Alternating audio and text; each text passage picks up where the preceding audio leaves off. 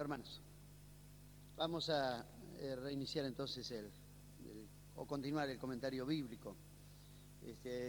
Ya habíamos pasado hasta el capítulo 32 y justamente desde el capítulo 32 o desde el capítulo 28 hasta el 35 tenemos tres temas que estamos en el libro de Isaías. Desde el capítulo 28 hasta el 35 es donde estábamos comentando que detuvimos el martes pasado. Así que del capítulo 28 al 35.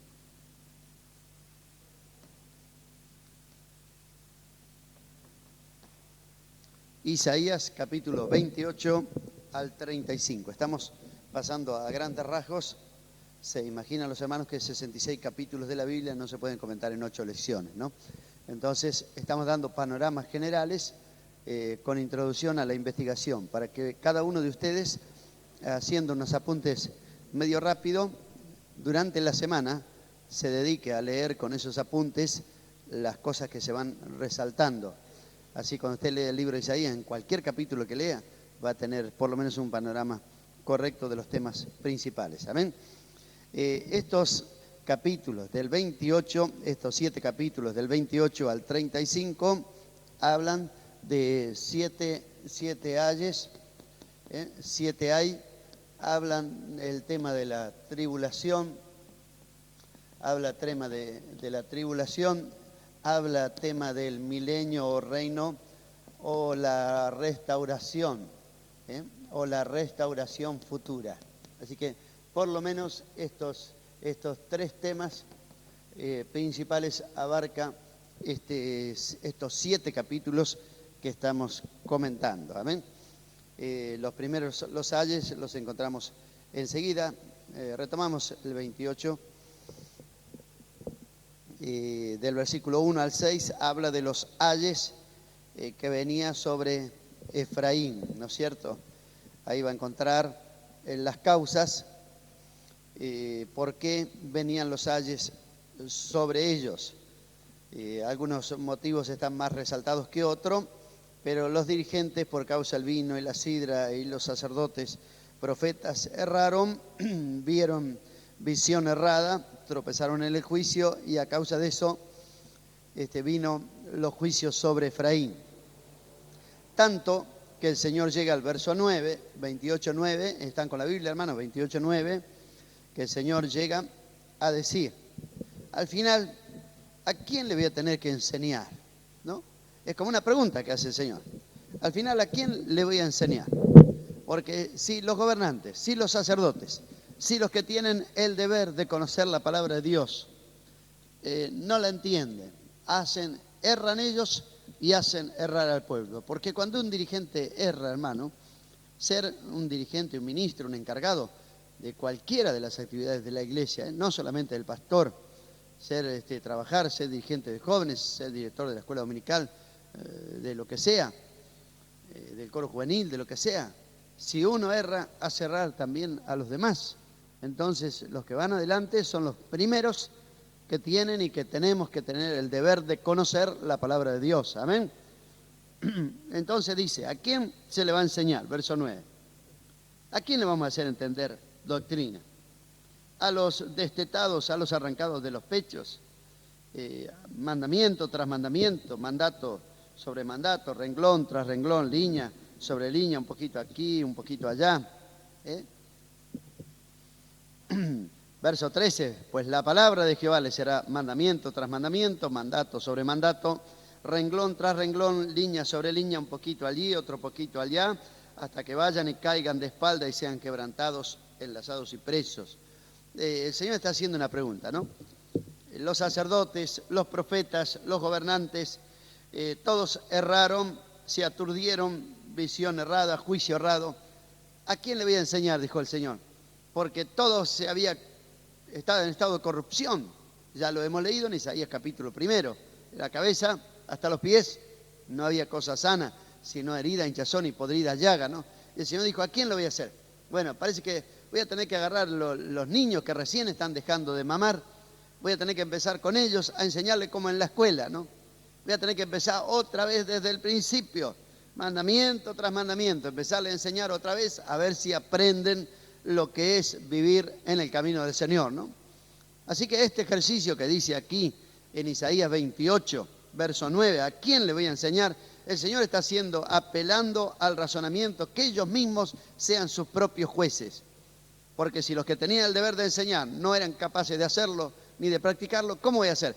Voy a tener que empezar con los recién nacidos, porque vio que lo demás ya estaba tan contaminado como que lo tengo que desechar porque no hay remedio.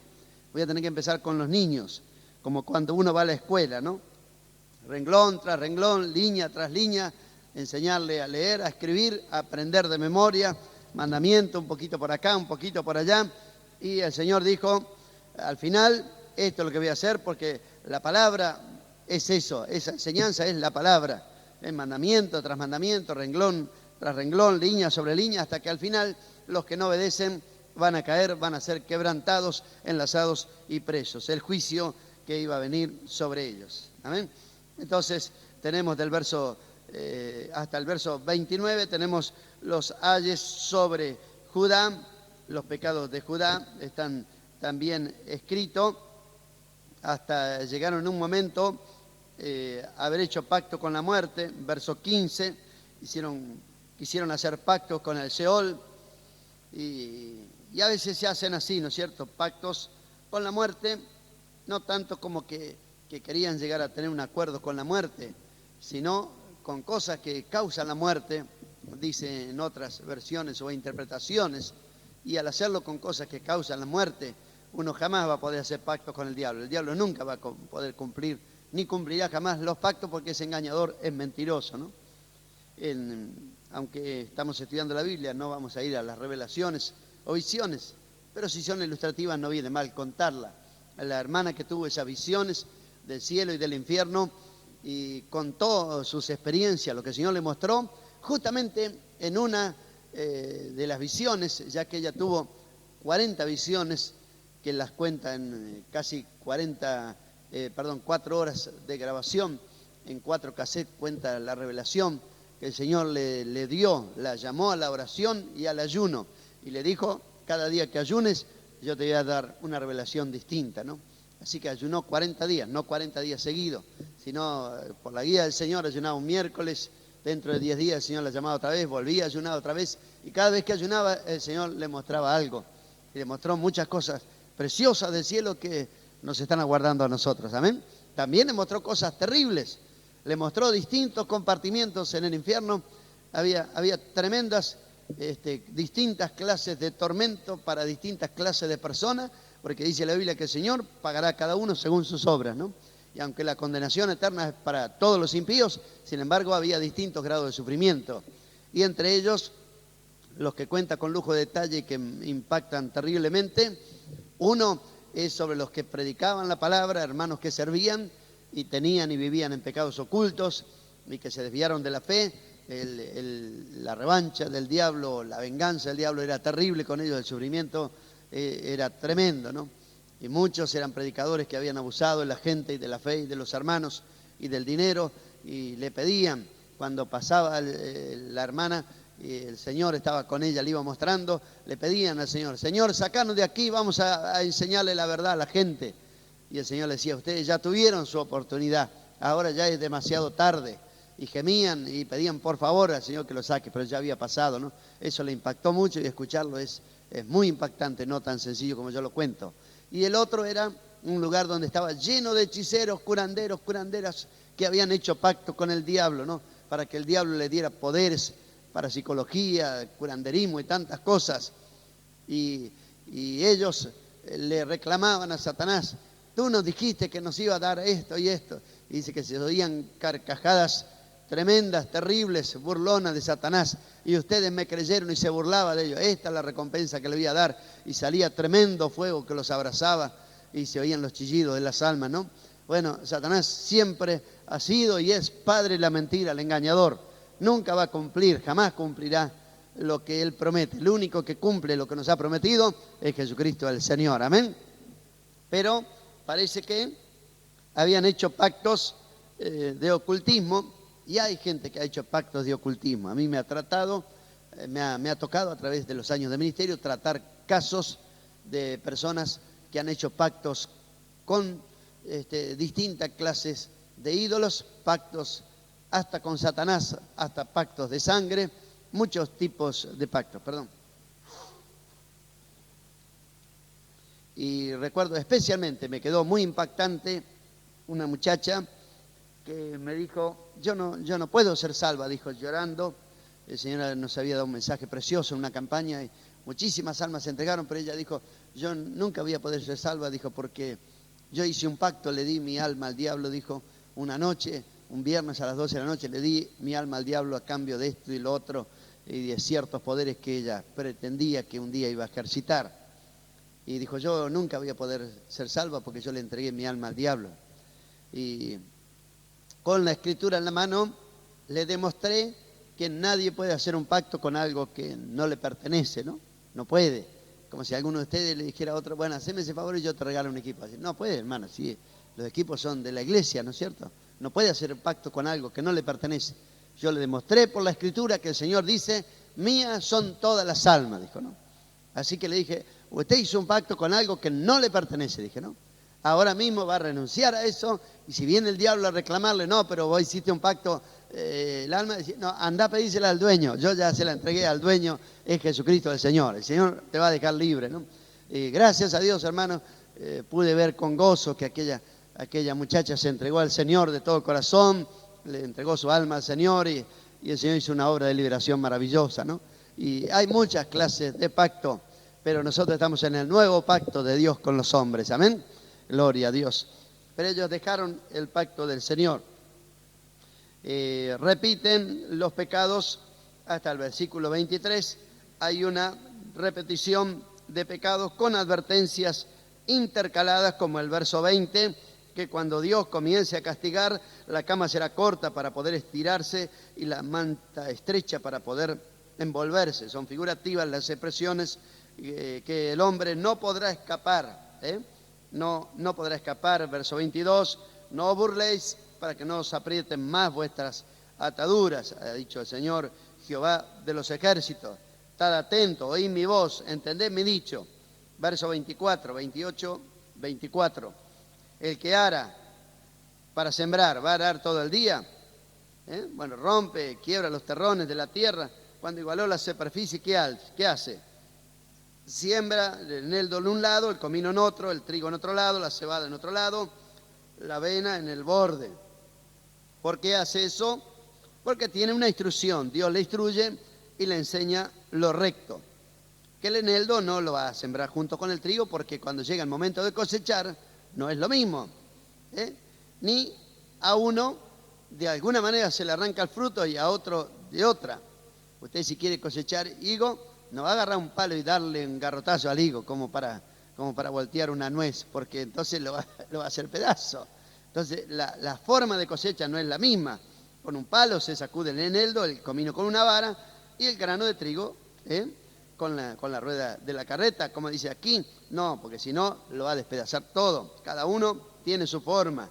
Dios lo hizo esto y es maravilloso. Quiere decir que Dios dice el que ara, va a arar toda la vida. Una vez que uno aró el campo, ¿no? A mí me ha tocado arar el campo. Una vez que uno ara, bueno, ya terminó de arar. No dice, bueno, ya terminé, voy a empezar de nuevo. No. ¿Cuántas veces va a arar? Ara una vez. ¿No es cierto? Si no llovió, o llovió demasiado y se aplastó demasiado, por ahí va a remover con el rastradisco. Pero una vez que aró, no va a estar arando toda la vida.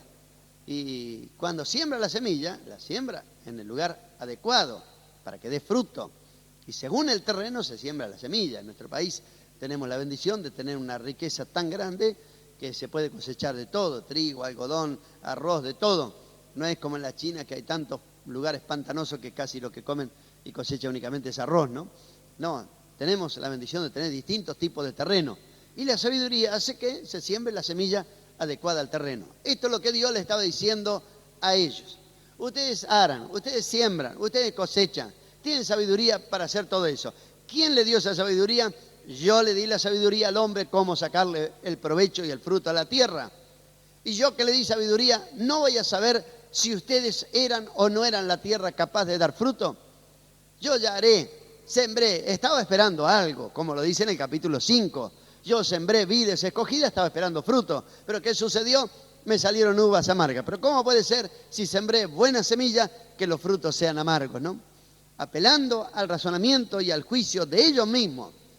El que hará una vez. Que si ya Dios trabajó con nosotros, con la palabra, ¿será que Dios no va a tener que repetir renglón tras renglón, línea sobre línea, otra vez, mandamiento tras mandamiento? Sentate ahí que te voy a enseñar los mandamientos de nuevo. ¿Será que otra vez el Señor va a tener que arar? ¿Sabemos o no sabemos lo que es bueno y lo que es malo? Creo que ya lo sabemos delante de Dios, amén. Hermanos, este libro de Isaías es súper rico, como toda la palabra de Dios, ¿no? Nos metemos en un pasaje, estamos una hora y nos salimos. Vamos a dejarlo, pero lleve este razonamiento, que Dios está apelando a que ellos hagan un ejercicio en su mente y que se den cuenta que Dios había trabajado y que Dios a uno le dio una cosa, a otro, y está esperando de cada uno el fruto. A uno le dio pastores, a otros evangelistas, a otros profetas, a otros maestros, a otros que cante, a otros que ore. Y el Señor sembró una semilla ministerialmente, espiritualmente, y está esperando que dé fruto. Dios no va a sembrar una semilla en un terreno donde es imposible que produzca. No.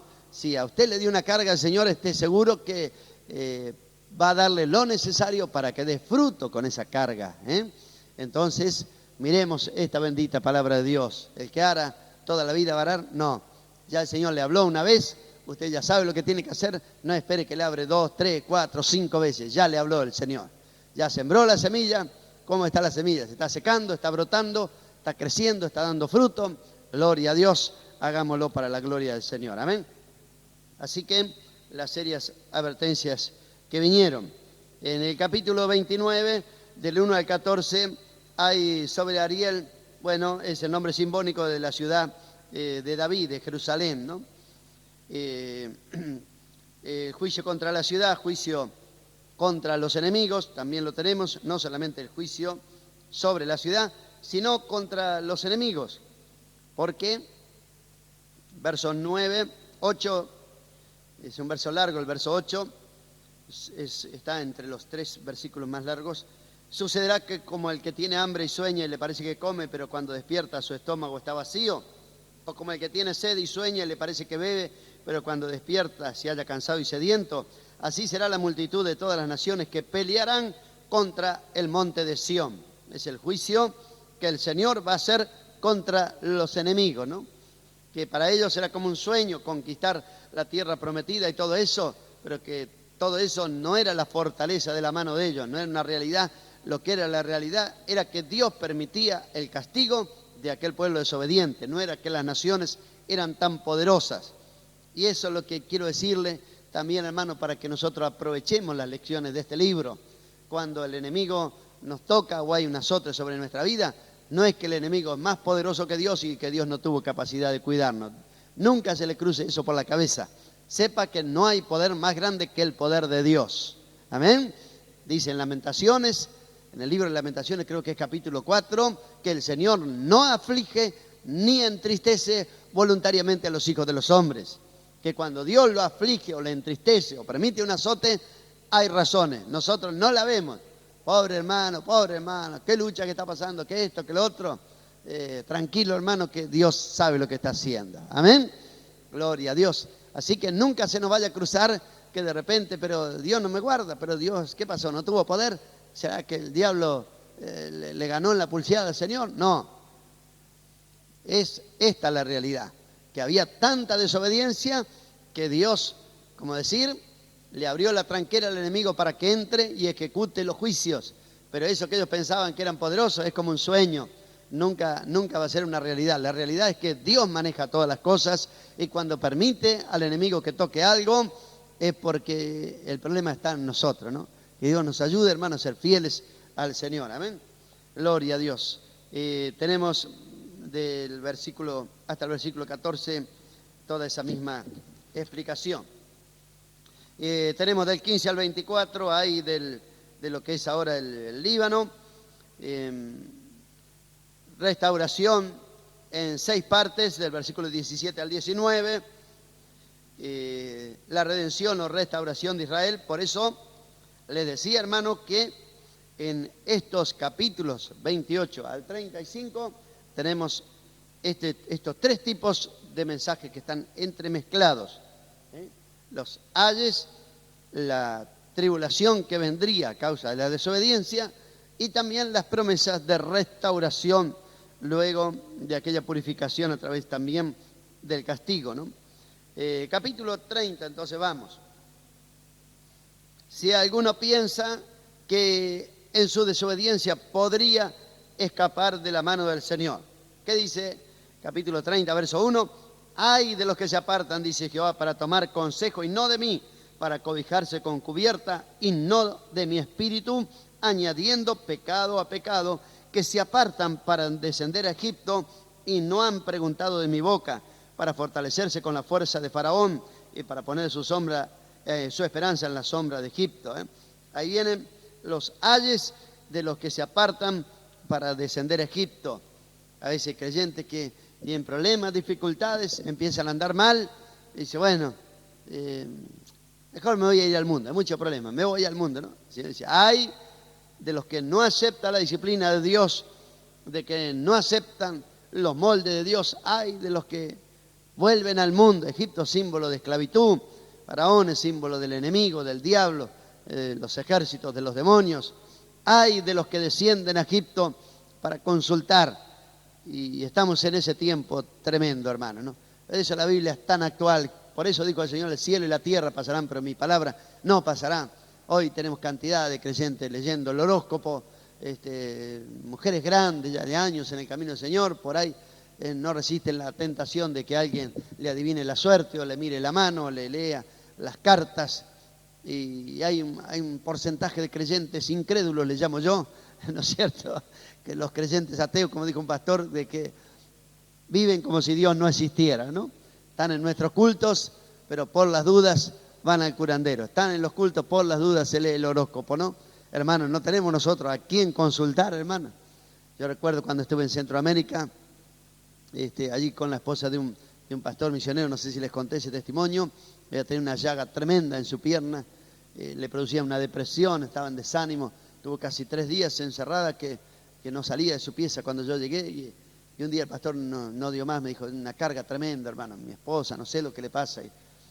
Y cuando yo entré allí en la pieza, hasta se tapó la cabeza, no quería ni mirarme. Y es una sierva de Dios, han hecho una obra preciosa, pero en un momento de debilidad ella fue por una consulta, fue a una de estas mujeres, fue a un curandero, ¿no es cierto? Fue para consultar ciertas cosas que quería saber. Tanto le trabajó el diablo en el corazón que un día fue. Y a partir de allí, un pequeño grano que tenía en la pierna se le hizo como una úlcera, se le hizo una llaga que los médicos no pudieron explicar qué era esa llaga, no era ni eczema, ni lepra, ni nada, pero no se curaba, estaba viva la llaga ahí. Y no se curaba, y no se curaba, y no se curaba. Y le daba a ella mucha vergüenza porque no podía ponerse medias porque se le pegaban y todo eso. Iba a la iglesia y todos le miraban la pierna esa. Y le produjo un estado depresivo terrible que se metió en la cama y no quería salir más de allí. Quería morirse.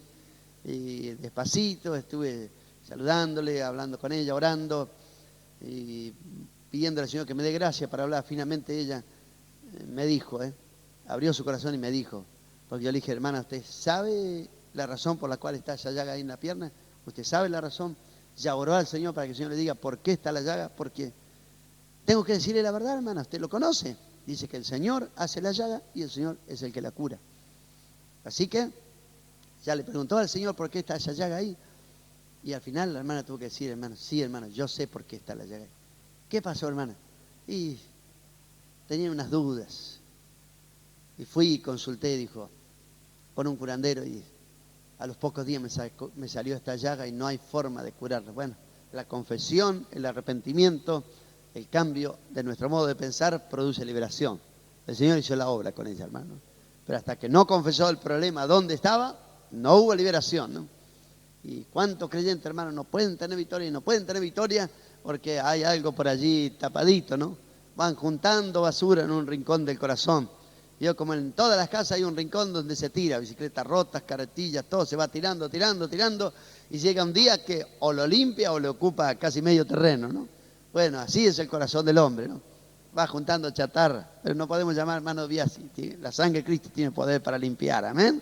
Gloria al nombre del Señor. Así que hermanos, no guardemos nada en nuestro corazón. Pero ellos descendieron a Egipto inútilmente porque no le dará ayuda. El único que le da ayuda es el Señor, amén. Gloria a Dios. Verso 9 dice, pueblo rebelde, hijo mentiroso, no quieren oír la voz del Señor. Por tanto, dice el verso 13, este pecado será como grieta que amenaza la ruina, ¿no? Que extendiéndose en una pared elevada, cuya caída inevitablemente viene, ¿no? Se quebrará como se quiebra el vaso del alfarero, sin misericordia lo hacen pedazo, que no se halla ni siquiera algo para el hogar. Así dice la Escritura, que no sirve para sacar agua del pozo. Así, por tanto, dice el Señor, en descanso y en reposo seré salvo, en quietud y en confianza será vuestra fortaleza. Pero no quisiste, antes dijiste, huiremos en caballo. Pero ¿dónde podrá huir de la presencia del Señor? Del versículo 12 al 14 están esos 7 juicios que usted puede escudriñarlos y enumerarlos. Del verso 18 hasta el 33 tiene promesa de la restauración. Promesa de la restauración, algunas relacionadas con el milenio, ¿no? Siguen las bendiciones del versículo 23 al 26. Si quiere anotar, versículo 23 al 26, tiene la descripción de 10 bendiciones materiales que Dios enviaría sobre el pueblo de Israel. Del versículo 27 y 28 tenemos 5 modos de juicios que Dios va a dar sobre las naciones que hostigaron a Israel. Del versículo 30 al 33 tenemos algunos modos de juicio que van a ser usados también sobre el anticristo en el tiempo de la tribulación. Capítulo 31, versículo 1 al 9, se repite la advertencia, porque Dios les hablaba, pero parece que ellos no escuchaban. Se repite la advertencia. 6 clases de rebeldía se mencionan. Capítulo 31, verso 1 al 9. Hay otra vez de los que descienden a Egipto por ayuda. Ya primero descendieron para tomar consejo. Cuando Dios los empezó a apretar, ahora fueron otra vez a pedir ayuda a ver si se podían escapar de la mano del Señor. Ponen su esperanza en esto y en lo otro, ¿no? No miran al Santo de Israel ni buscan a Jehová. Primero que descienden, confían en cosas humanas, ponen su esperanza en cosas materiales, ponen su esperanza en que son muchos, ponen su esperanza en los jinetes, ponen su esperanza en la valentía y no miran al Señor. 6 cosas solamente menciona en un solo versículo, 6 clases de rebeldía que están también en el corazón del hombre, ¿no? 5 verdades acerca de lo que es Dios, verso 2. Pero Él también es sabio, traerá el mal, no retirará sus palabras, se levantará contra la casa de los malignos y contra el auxilio de los que hacen iniquidad. Porque los egipcios, las razones para no confiar en ellos es que hombres no son Dios, sus caballos son de carne y no espíritu. Y de manera que al extender Jehová su mano, se termina todo. Allí está la inutilidad de confiar en las cosas de este mundo. Capítulo 32. La esperanza verdadera no era el rey de Egipto, no era Faraón. La esperanza verdadera es que hay un rey que reinará para justicia. Está hablando proféticamente de la era del reino o cuando el Señor venga por segunda vez a buscar a su pueblo y a reinar sobre la tierra y restaurar el reino davídico, ¿no? Sigue el versículo 9 en adelante. Advertencia a las mujeres indolentes de Jerusalén y enumera también sus pecados. Salteamos algunos capítulos, hermanos, rápidamente diciéndoles los temas principales. Capítulo 33 del 1 al 12 también habla del juicio que el Señor va a traer sobre el anticristo, sobre la persona del anticristo.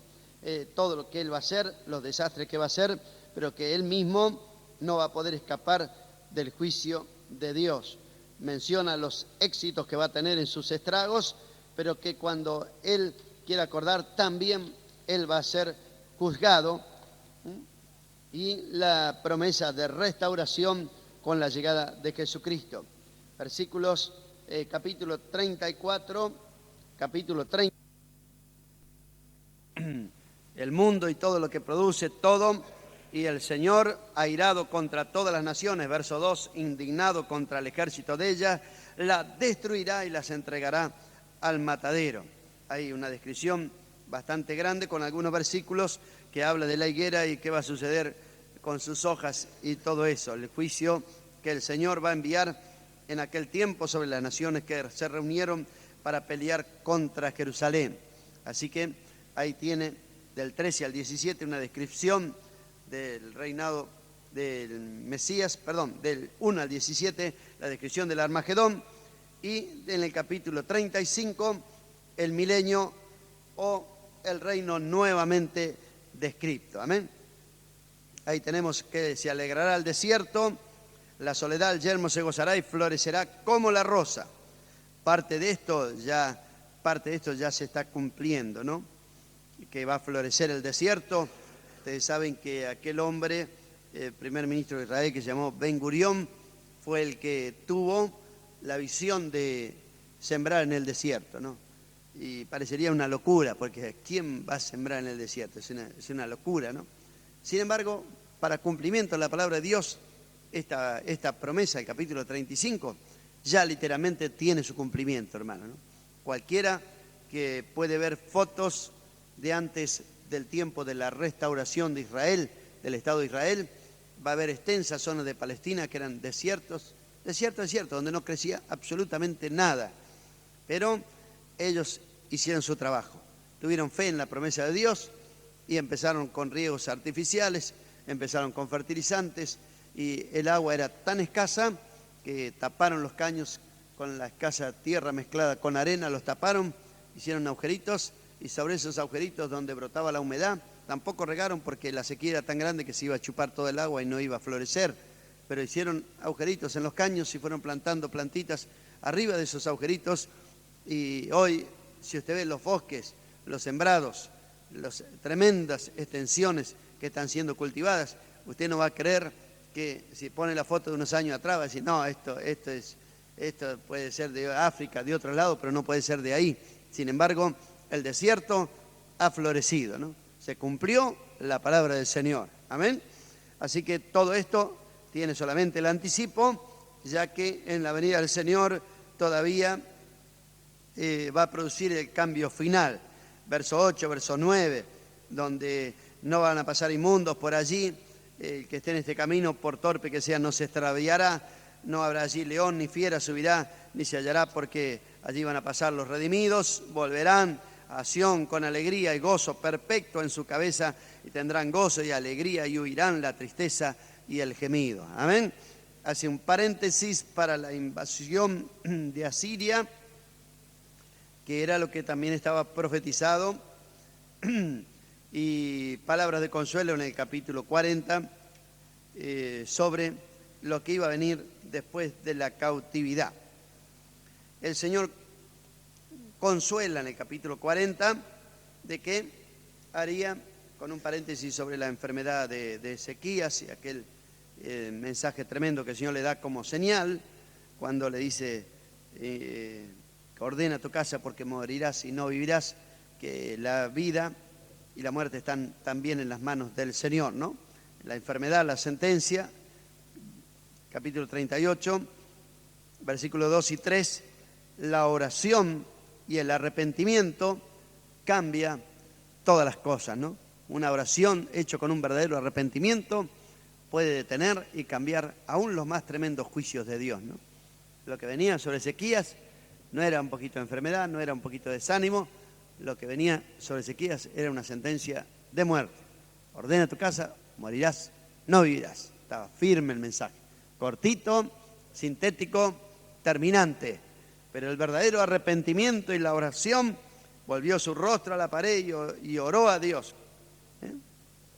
Cambió la situación. Allí la respuesta de Dios cuando ya Isaías, bueno, terminé el mensaje, me voy. Y Isaías ya está caminando por el patio, ya se está yendo. Isaías, espera un poquito que está orando Ezequías. Espera que termine la oración, volvé y decir que yo lo sano y le añado 15 años. Pero ¿cómo voy a hacer? Recién fui y le dije que se va a morir, ahora tú me mandas que le diga que se va a sanar y va a vivir 15 años más. Pero ¿cómo es la misericordia de Dios, hermano? Por eso, démosle oportunidad a la palabra de Dios. No solamente la escuchemos, hermano, seamos consecuentes a la palabra de Dios, seamos recíprocos a la misericordia, al amor del Señor. Y la oración envuelta en un verdadero arrepentimiento puede cambiar las situaciones más terribles de un hogar, de una familia, de una vida, de un siervo, una sierva del Señor. La confesión sincera, el arrepentimiento, el cambio de vida, transforma todas las cosas en bendición. Amén. Y allí vino el remedio, la respuesta, la seguridad de que Dios lo hacía, la señal, el remedio para Ezequías 21 y 22, dijo, toma masadigos, ponla sobre la llaga y sanará.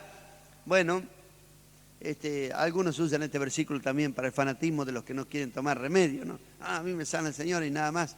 Y bueno, aquí le dijo a Isaías que haga masadigo y que la ponga sobre la llaga. Usó el Señor un elemento de la naturaleza para traer sanidad a aquellas llagas de Ezequías, ¿no? Pero le quiero decir, hermano, que no seamos al extremo de que yo no voy a tomar nunca un remedio, porque aún la ciencia está hecha de parte de Dios para aliviar el dolor. Pero lo que tiene que hacer el creyente, antes de ir a los médicos, ya sabe lo que tiene que hacer, ¿no? El Señor desechó a un rey porque en vez de buscar a Dios, salió corriendo para el médico, ¿no? De antes de salir corriendo para el médico, doble su rodilla primero, Señor, ¿por qué causa, Señor, esta aflicción, esta enfermedad? Hay una causa natural, aunque no es natural la enfermedad en el hombre. Dios no lo creó enfermo, ni tuberculoso, ni nada de eso, ¿no? Pero podríamos decir natural. Yo vine del Chaco, que hacía 39, 40 grados, y bueno, en menos de 24 horas estaba en Buenos Aires, donde hacía 3 grados y hasta 0 grados. Bueno, estoy un poco engripado. Eso no es pecado, es un cambio de tiempo brusco. Usted no se abriga, toma agua helada, después le va a doler la garganta. ¿Y qué pecado he cometido? Tomo agua helada. Bueno, no podemos decir que todas las enfermedades son pecados, pero si hay una aflicción, tenemos que correr a la pieza, primero de todo, Señor, ¿hay algún problema? Si el Señor dice que no hay problema, gloria a Dios, luche en oración, hágase ungir con aceite, vaya al médico, tome los remedios que tenga que tomar y el Señor hará la obra. La oración de fe salvará al enfermo, el Señor lo levantará. ¿Puede decir amén? En este caso le mandó tomar masadigos. Todos los que han entrado en ese fanatismo de que no, yo nunca había probado un remedio, bueno, el Señor le ha hecho probar más de un remedio, ¿no? Para que no seamos así, haciendo sentir mal a un hermano que le dé la cabeza y toma una valla aspirina. Vos sos un carnal, te fuiste a tomar una valla aspirina, no te da vergüenza, no tenés fe. Bueno, el Señor va a hacer que un día va a tener que tomar una tableta entera de valla aspirina. ¿Y qué va a decir ese? Gloria a Dios. Amén. Locura de Ezequías. En capítulo 39, de repente le mostró todo al enemigo y nosotros no estamos para descubrir la riqueza que Dios nos ha dado al enemigo, sino nuestro corazón tiene que ser descubierto en la presencia de Dios y la profecía sobre la cautividad que iba a venir por haber él abierto sus tesoros para mostrárselo al enemigo, ¿no?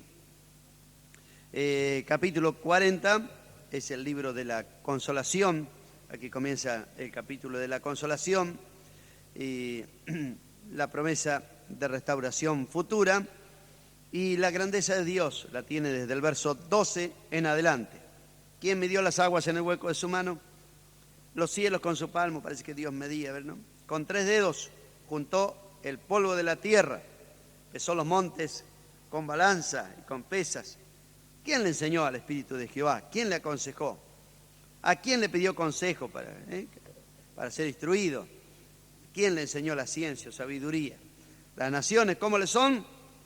Verso 15, como gota de agua, como menudo polvo, que uno la sopla para limpiarla. Así son las naciones delante de él. Desaparece. Los bosques, no va a servir para nada, se va a quemar todo, ¿no? Todas las naciones como nada delante de él. Empiezan los desafíos de Dios. Hay varios capítulos de los desafíos de Dios ante la esperanza que tenían las naciones de quizás que alguno de los ídolos que tenían los podía librar. Dice, verso 18, ¿lo tiene, hermano? Isaías 40, 18. ¿A quién me hacen semejante? ¿A qué imagen me van a componer ustedes? Por más que sea un artista el que lo hace la imagen, que la talla, por más que sea un artífice, el platero, el que funde cadenas de plata, oro, escoge para ofrecer madera que no se apolille, esta madera es buena, pero le hace una imagen de talla que no se mueve. No saben, no entienden, nunca escucharon, nunca se les enseñó desde que se fundó la tierra que Él está sentado sobre el círculo de la tierra, ¿no? Mire, hermano, ya cuántos años atrás, estamos hablando de 2700 años atrás, y ya el Espíritu de Dios inspiró a Isaías para decir que la tierra no era cuadrada, ni era plana, ni estaba sobre 4 elefantes como creían allá los griegos o otros, sino no era tampoco un lugar donde se iba navegando y no había que navegar más porque caía en el vacío. Él está sentado sobre el círculo de la tierra. ¿Quién le dijo a Isaías que la tierra era redonda y que Dios estaba gobernando allí? Cuánta sabiduría queda en la palabra de Dios, amén. Gloria a Dios. Libro de los Salmos, 70, 80 años los más robustos, con todo eso llegan con una aflicción tremenda, ¿no? Los alemanes, ahora después de casi 40 años de estudio, hicieron una declaración que el promedio de vida anda en 70 años. Si hubieran leído la Biblia, se ahorraban todos esos millones y 40 años de estudio, ¿no es cierto? Ya lo dijo el salmista David, 70 años, inspirado por el Espíritu Santo, 80 lo más robusto, pero ya llega con muchos achaques, ¿no? Casi no vale la pena, mejor a los 70, ¿eh? Está con Cristo mejor, gloria a Dios. Pero Él está sentado sobre el círculo de la tierra. Los moradores son como langosta, extiende los cielos como una cortina, lo despliega como una tienda, ¿eh? Gloria a Dios. Y sigue diciendo lo que Él hace con los gobernantes, con los poderosos, que son como hojarasca. Verso 25, ¿a quién me quieren comparar? Dice el santo, está con mayúscula, ¿no? Dios es santo con mayúscula, como dijo un hermano, ¿no? Y volvemos siempre al tema de la santidad. El libro de Isaías habla mucho de la santidad de Dios. Desde el capítulo 6 para adelante, usted escucha hablar de santo, santo, santo, santo, y hasta el final de todo encuentra la santidad de Dios. ¿A quién me asemejarán? Me haréis semejante.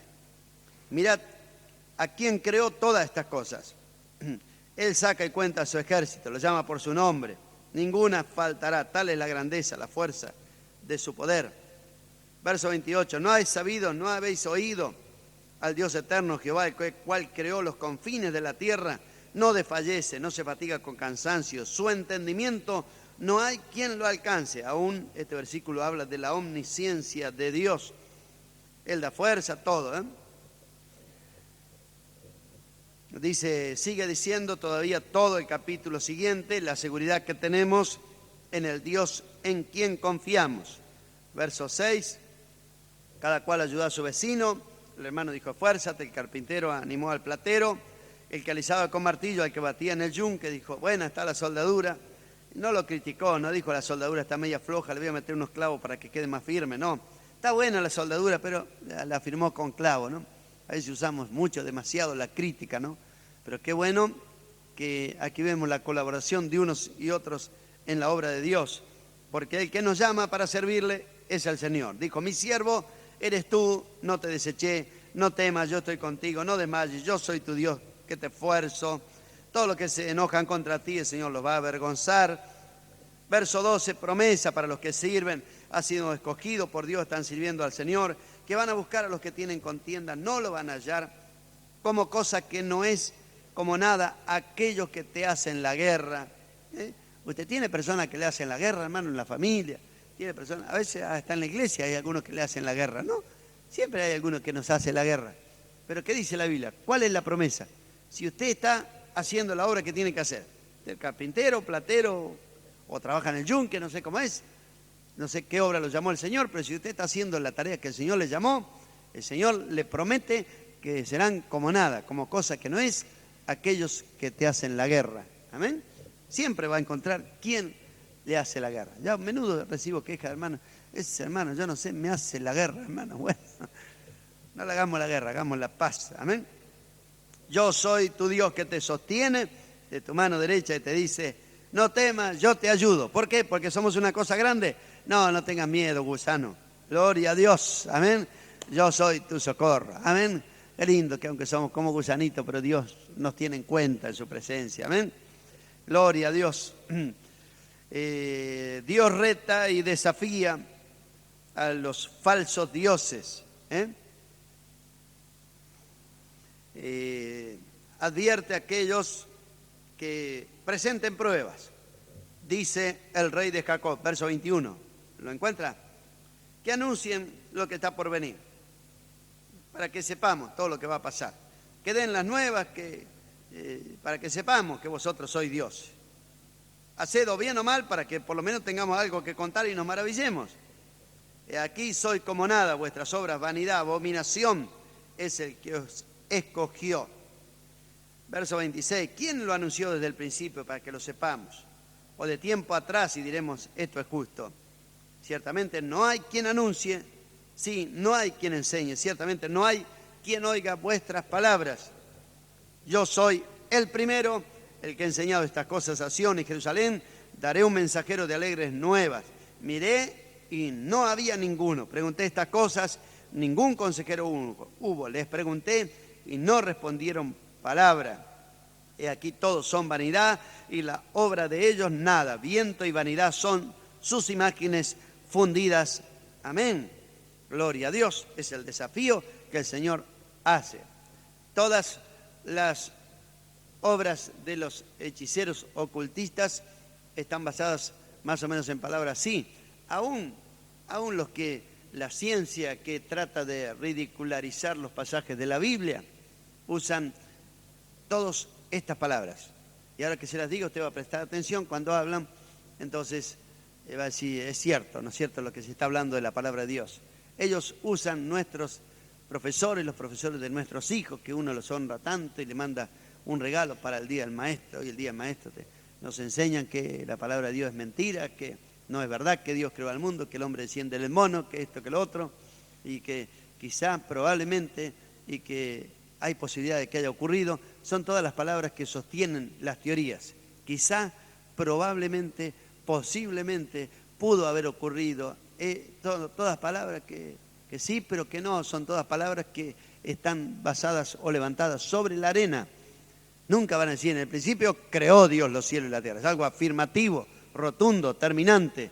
Ellos no, quizá, probablemente, posiblemente, pudo haber ocurrido, probablemente hace tantos millones de años, probablemente hace 15 millones de años, no puede ser 4.999, no, probablemente hace 15 millones de años, probablemente hace 40 millones de años, pudo haber una explosión, pudo haber ocurrido, puede ser que la temperatura de la Tierra estaba en tal grado, así, todas palabras que no pueden en realidad afirmar nada. Qué distinto que es nuestro Dios, que desde tiempo antiguo pudo decir lo que iba a suceder con Israel, lo que iba a suceder con las naciones, lo que iba a suceder con los imperios.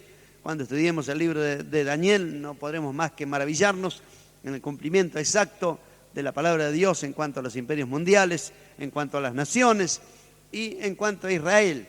Todos esos cumplimientos de la profecía fueron detalladamente puestos por obra por la mano del Señor. Amén.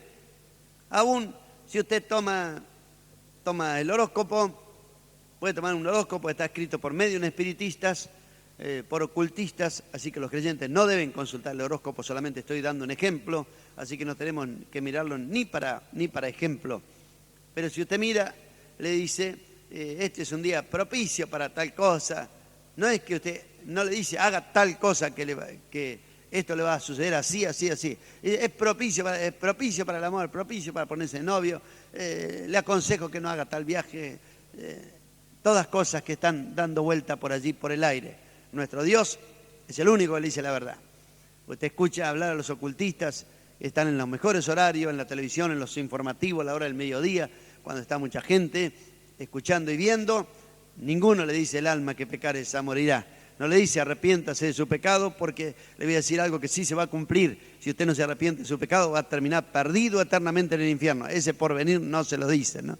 Le dice otra clase de porvenires que son mentirosos, porque dice la Escritura que al impío no le va a ir bien, que no le podemos decir que le va a ir bien, porque aunque yo quiera quedar bien con él, la Escritura dice que no le irá bien.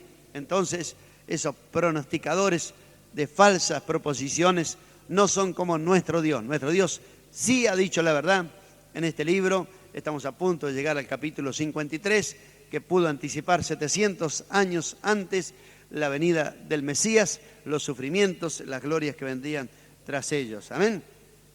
Así que sigue el Señor exaltando su poderío, y aún con la advertencia, capítulo 42, verso 8.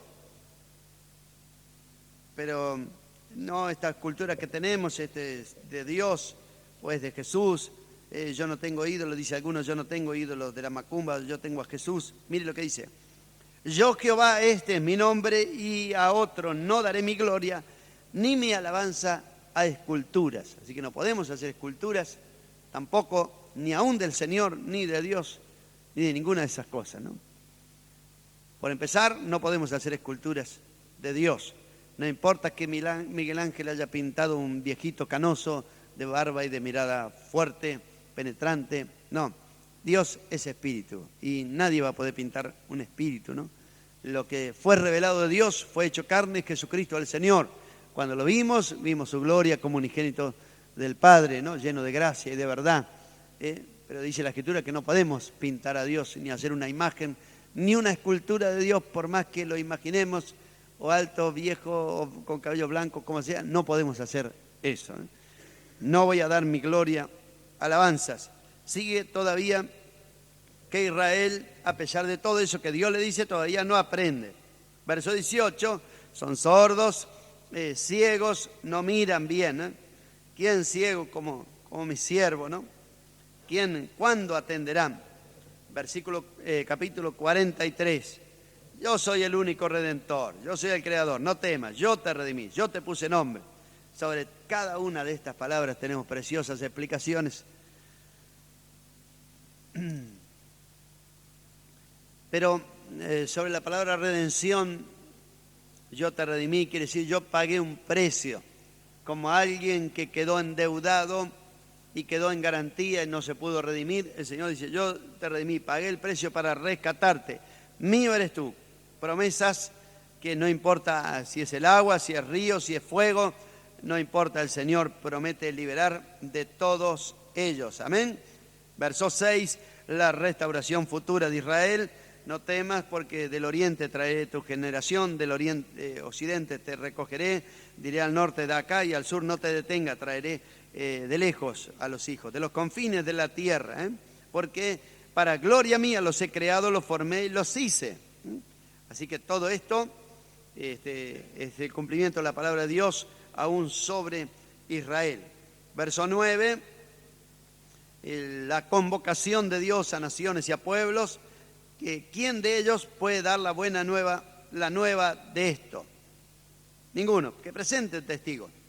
No fue ninguna de esas naciones, no fue Roma, no fueron los medos persas, ninguno de ellos dijo, bueno, dentro de 500 años lo vamos a dejar libre y otra vez van a volver a su tierra. Ninguno de ellos pudo decir lo que iba a pasar.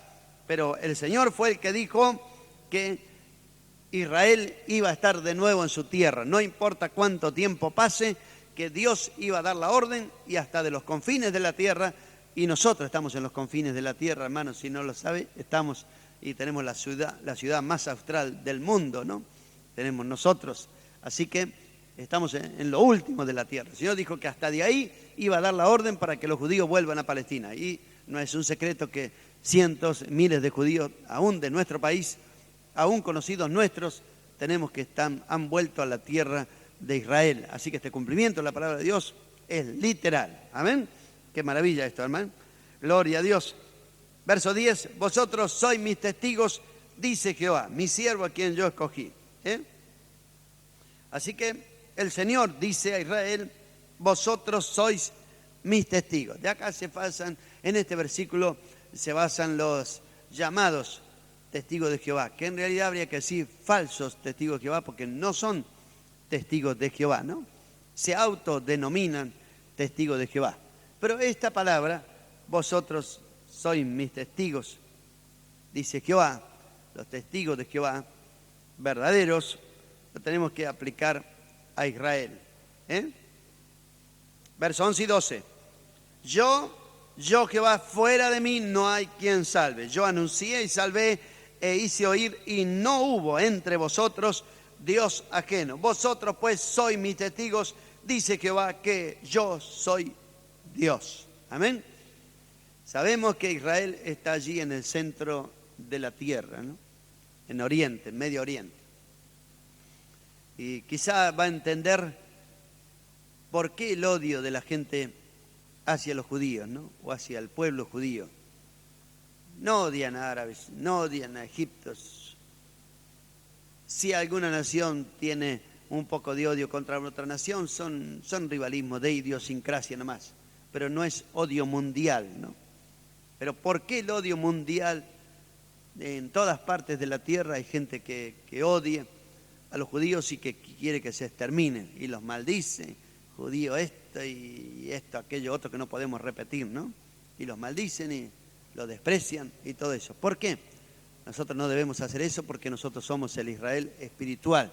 Y así como el mundo odia a la iglesia, también odia al pueblo que Dios dijo, vosotros sois mis testigos, porque ellos físicamente son los testigos del cumplimiento de estas promesas que estamos leyendo capítulo tras capítulo, de que Dios daría la orden y hasta de los confines de la tierra los llevaría ahí. Y entonces ese odio no es natural del hombre, es el odio que produce el espíritu del anticristo, el espíritu del diablo, produce ese odio, porque sabe que mientras ellos estén ahí, Dios está diciendo, yo existo, yo lo profeticé y yo lo cumplí, ahí están, ¿amén? Entonces, ¿qué es el pensamiento de los árabes y todo eso? ¿Qué es el pensamiento?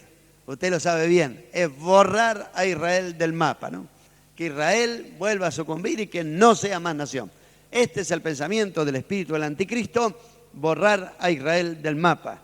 Por eso, si ellos pudieran, lo destruirían, lo desmenuzarían, pero Dios se ríe. Ahí está David frente a Goliat, ¿no? 3 millones de personas frente a 1.000 millones que son, no son ni 20, ni 30, ni 50, son 1.000 millones son los árabes, ¿no?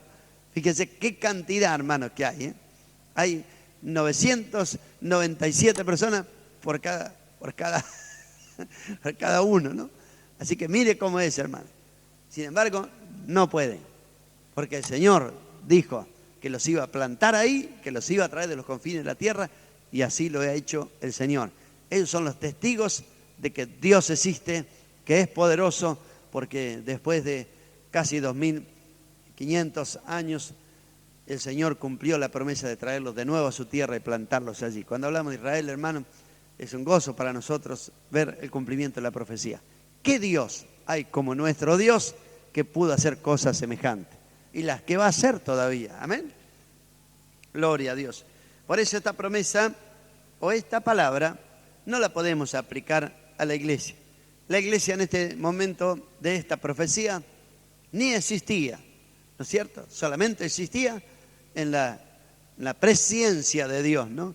Ya Dios desde antes de la fundación del mundo nos escogió, pero literalmente la iglesia faltaban 700 años para que naciera el Redentor, muriera en la cruz y en el día de Pentecostés se inaugurara con el derramamiento del Espíritu Santo esa era de la gracia, ¿no? Fíjese, todavía 700 años antes, no podemos aplicarla a la iglesia, no podemos aplicarla a los gentiles, porque los gentiles, o sea, las demás naciones que no son israelitas, no son testigos del poder de Dios, ¿no? Ellos no son testigos. A Israel el Señor le dio esta promesa. Así que cuando los llamados testigos de Jehová quieren autoproclamarse ellos, hay un error de interpretación tremendo. No son israelitas, no son el pueblo escogido por Dios, así que sencillamente no son testigos de Jehová. Nosotros somos testigos, pero no a la manera del pueblo de Israel, en otro sentido, somos testigos también del poder de Dios. El Señor le dijo a los discípulos, recibiréis poder, ¿y qué le dijo? Me seréis testigos. Así que la iglesia es el verdadero testigo del poder del Señor, del Espíritu Santo, de los dones espirituales. La iglesia es el testigo. Amén. Así que estos dos testigos están sobre la tierra. Si quiere aplicarlo para allá por Zacarías, estos dos testigos están y van a seguir profetizando hasta el día de la venida del Señor. Israel con su presencia, aunque están lejos de Dios, pero Israel con su presencia está hablando de la profecía. La iglesia, cambiando de vida, salvando almas, preparándose para la venida de Cristo, está profetizando como un testigo fiel sobre la tierra también. Amén. Gloria a Dios. Es interesante conocer eso para que uno sepa sobre los errores de interpretación bíblica. Capítulo 44. Seguimos con el capítulo 44, donde se retoma otra vez en el capítulo 44 el desafío de Dios acerca de los falsos dioses. Estamos otra vez con el capítulo 44. Ahora pues, oye, Israel a quien yo escogí, el hacedor